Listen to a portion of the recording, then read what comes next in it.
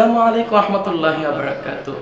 দেশে এবং দেশের বাহিরে, কাছে এবং দূরে যে যেখান থেকে দেখছেন এবং শুনছেন YouTube channel doctor Jamil Hossain, আমি জামিল হোসেন আপনাদের সকলকে জানাই অনেক অনেক মোবারকবাদ, দরুদ ও সালাম বিশ্বনবী মুহাম্মদুর রাসূলুল্লাহ সাল্লাল্লাহু আলাইহি ওয়াসাল্লামের উপর। এমন একজন মহামানব তিনি, যিনি বিপদে আপদে, হাসিতে খুশিতে, সর্বাবস্থাতেই তার রবকে যথাযথ মর্যাদা সহকারে স্মরণ করেছেন এবং একজন বান্দা হিসাবে, একজন দাস হিসাবে সর্বোপরি আমরা যে তারই জন্য এবং আমাদের প্রত্যাবর্তন তারই নিকট, তা তিনি আমাদের কাছে সর্বদাই বিশ্বাসের সাথে প্রমাণ করে গিয়েছেন এবং তিনি নিজে এমন আমল করেছেন যা আমরা আজকে সেখান থেকে মিল ও দূর চলে গিয়েছি।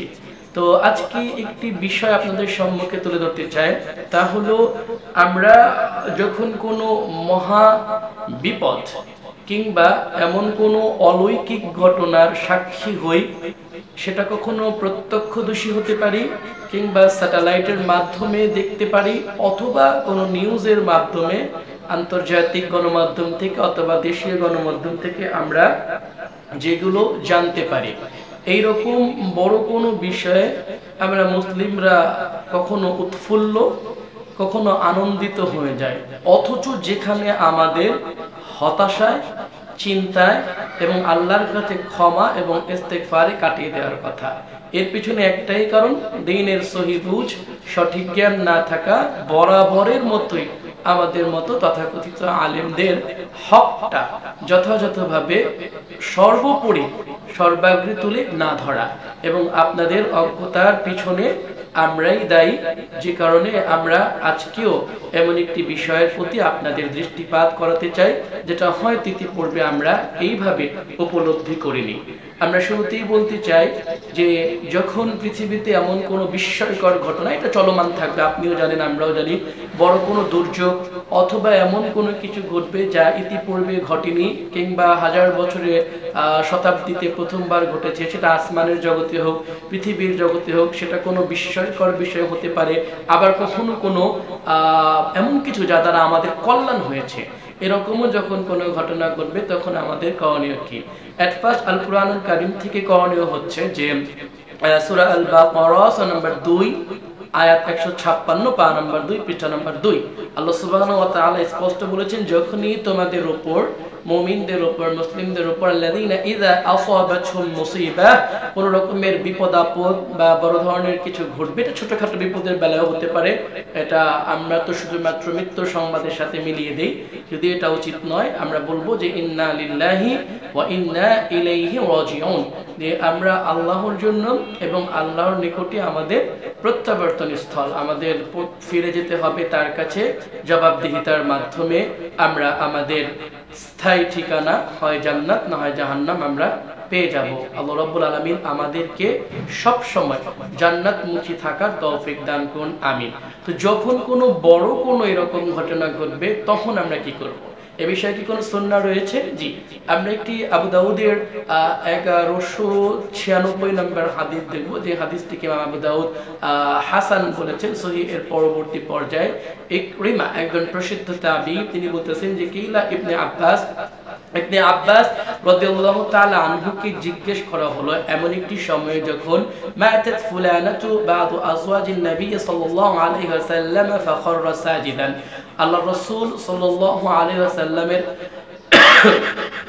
মৃত্যুর পর তার কোনো এক স্ত্রী যখন মারা গেলেন, তখন এই ইবনে আব্বাস রাইসুল মুফাসসিরিন, পৃথিবীর সর্বশ্রেষ্ঠ তাফসীর কারক, তিনি আমাদেরকে বলে গেলেন, তিনি আমাদের সামনে যে কর্মটুকু করলেন, তিনি ফাখাররা সাজিদান, ইকরিমার সামনে সাজদায় লুটিয়ে পড়লেন, একেবারে কাঁদো কাঁদো কণ্ঠে আবেগ আবৃত হয়ে তিনি সাজদায় লুটিয়ে পড়লেন। তখন আমরা তাকে জিজ্ঞেস করলাম যে আতাসজুদু হাযিহিস সাআহ, এই সিজদার পিছনে মানে কারণটা কি? হঠাৎ আপনি এমন কিছু করলেন, আমরা তো এই জিনিসটা দেখিনি, আপনি একটু আমাকে বলবেন? ইবনে আব্বাস, আপনি এই কাজটি কেন করলেন? ফাকালা, তিনি জবাবে বললেন, ক্বালা রাসূলুল্লাহ সাল্লাল্লাহু আলাইহি ওয়াসাল্লাম ইযা রাআইতুম আয়াতান ফাসজুদু, যখন তোমরা মহান রব্বুল আলামিনের পক্ষ থেকে বিশেষ কোনো নিদর্শন দেখবে, বড় কোনো অঘটন দেখবে, কিংবা কোনো ঘটনাবলী দেখবে, এটা পৃথিবীর জগতে, পানির জগতে, আসমানের জগতে আযাব গজব হোক কিংবা কোনো নিয়ামত হোক, যা ইতিপূর্বে তোমরা দেখোনি, শুনোনি, জানোনি, এইরকম যদি কোনো ঘটনা দেখে ফেলো, তোমরা তাৎক্ষণিক রব্বুল আলামিনের জন্য সাজদায় লুটিয়ে পড়ো। এবং তিনি ব্যাখ্যা করলেন, তুমি বলো, ইকরিমাকে জিজ্ঞেস করলেন, তুমি বলো ওয়া আইয়ু আয়াতিন আ'যামু, যে মিন যাহাবি আজওয়াজিন নবী সাল্লাল্লাহু আলাইহি ওয়াসাল্লাম, পৃথিবীর বুকে দয়ানবী সাল্লাল্লাহু আলাইহি ওয়াসাল্লামের স্ত্রীগণ, যারা আমার মতো ইবনে আব্বাসের, আমার মতো আপনার মতো জামিল হোসেনের যারা মা, আপনারা জানেন রাসূলুল্লাহ সাল্লাল্লাহু আলাইহি ওয়াসাল্লামের সকল স্ত্রীগণ মুমিন মুমিনাতদের তারা আমাদের মা এর সমতুল্য। এই মা যখন মৃত্যুবরণ করলেন, রাসূলুল্লাহ সাল্লাল্লাহু আলাইহি ওয়াসাল্লামের প্রিয়তমা সহধর্মিণী যখন মৃত্যুবরণ করলেন, এর চেয়ে বড় নিদর্শন আর কি হতে পারে? সুবহানাল্লাহ। এভাবেই ইবনে আব্বাস রাদিয়াল্লাহু তাআলা আনহুমা সুন্নাহকে অনুসরণ করেছিলেন। তার এই অনুসরণ করার মাধ্যমে রাসূলুল্লাহ সাল্লাল্লাহু আলাইহি ওয়াসাল্লামের ছোট্ট একটি বাক্য, এই হাদিসের মূল বাক্য কিন্তু একটি, আল্লাহ রাসূল সাল্লাল্লাহু আলাইহি ওয়াসাল্লামের একটি বাক্য, ইযা রাআইতুম আয়াতান ফাসজুদু। দ্যাট মিন্স যখনই তোমরা দেখো, ইযা মানে যখন, রাআ দেখা, তুম মানে তোমরা, যখনই তোমরা দেখবে আয়াতান কোন নিদর্শন, বৃহত্তর কোন ঘটনা অথবা অঘটন, ফাসজুদু অথবা নিদর্শন, তখন তোমরা আল্লাহর কাছে সিজদা করো। এটা হলো রাসূলুল্লাহ সাল্লাল্লাহু আলাইহি ওয়াসাল্লামের মূল বক্তব্য। তাহলে আমরা অনুরোধ করব, আজকের পর থেকে আমরা কোনো অঘটন দেখলে দয়া করে ওই হাতে ওই ফেসবুকে স্ট্যাটাস না দিয়ে সবার আগে সিজদায় লুটিয়ে পড়বো।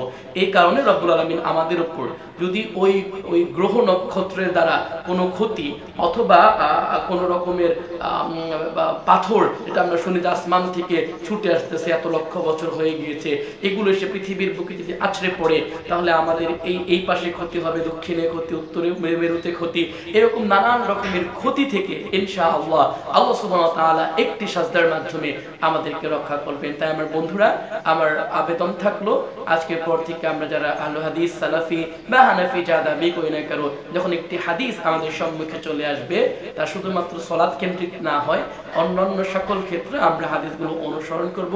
বাড়িতে, মসজিদে, আপনারা যেখানে অফিস আদালতে থাকবেন, এরকম কোনো নিদর্শন দেখলে সাজদায় লুটিয়ে পড়বেন রব্বুল আলামিনের কাছে। আল্লাহ রব্বুল আলামিন আমাদেরকে যেন আসন্ন বিপদ থেকে মুক্ত করে দিলেন, আমিন। রব্বুল আলামিন, তোমার কাছে প্রার্থনা করছি, আমাদেরকে এই তীব্র গরম সহ্য করার তৌফিক দান করো এবং যত দ্রুত সম্ভব তুমি আমাদের এই আবহাওয়াকে সহনীয় পর্যায়ে নিয়ে আসো, যাতে করে আমাদের যে সমস্ত কষ্ট হচ্ছে, খরার যে পূর্বাভাস আমরা পাচ্ছি, পশু পাখির যে কষ্ট, তা আমাদের জন্য যেন তারা যেন ভোগ না করে, আমাদেরকে ওইভাবে তওবা ইস্তেগফার করে ফিরে এসে নিজেদের যে নিয়ামত আমরা প্রাপ্য, তা যেন আমরা তোমার কাছ থেকে অনুগ্রহের মাধ্যমে, তওবা ইস্তেগফারের মাধ্যমে যেন আমরা নিয়ে নিতে পারি, সেই তৌফিক তুমি দান করো, আমিন। ওয়া আখিরু দাওয়ানা আলহামদুলিল্লাহি রাব্বিল আলামিন। আসসালামু আলাইকুম ওয়া রাহমাতুল্লাহি ওয়া বারাকাতুহু।